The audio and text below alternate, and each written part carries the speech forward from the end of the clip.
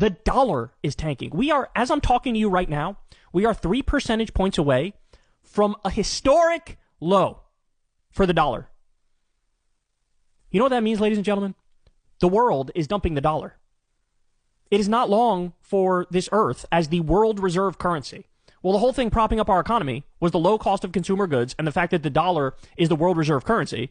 As soon as those things go away, no more cheap consumer goods, and the dollar is no longer the world reserve currency, what do you think is going to happen? What do you think is going to happen? I'll tell you what, the house of cards is going to fall. The giant bubble in the economy is going to burst. We're going to have stagflation. We're going to have massive unemployment at the same time prices are going up. We're going to have pain the likes of which we haven't seen since the Great Depression. That's what's going to happen. And there's been 5-alarm fire blaring since fucking liquidation day, as I call it, right? And what? We're still right where we were at the beginning, except in a worse scenario because now the world knows we can't fucking trust these people. So, ladies and gentlemen, welcome to the Chinese century. The Chinese century is here. The question is, how much can we attempt to mitigate the pain that's going to be felt in America? Because there's going to be a tremendous amount of pain felt in this country.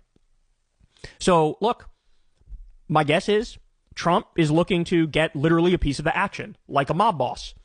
Hey, yeah, I'll lower your tariff rate, but you got to give me a percentage point. Or I'll lower your tariff rate, but you got to give me X amount of millions of dollars. Right? Just straight up, no holds barred, most obvious corruption of all time. That's one potentiality.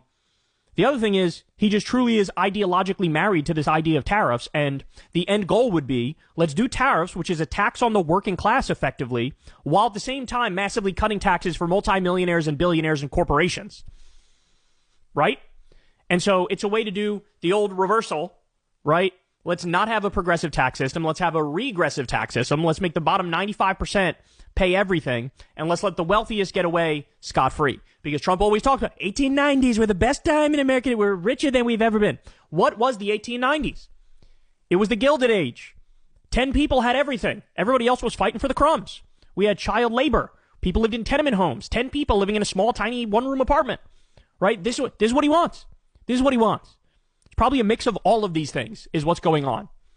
But this is, even with that, there's a grand evil plan, but they're also massive fucking idiots, and they don't know how to land the plane, dog. Like, if they wanted to do this nefarious evil master plan, okay, you could try to pull it off, but worst you'd ever want to deal with is a recession, not a depression, right? Well, we're heading for a fucking depression.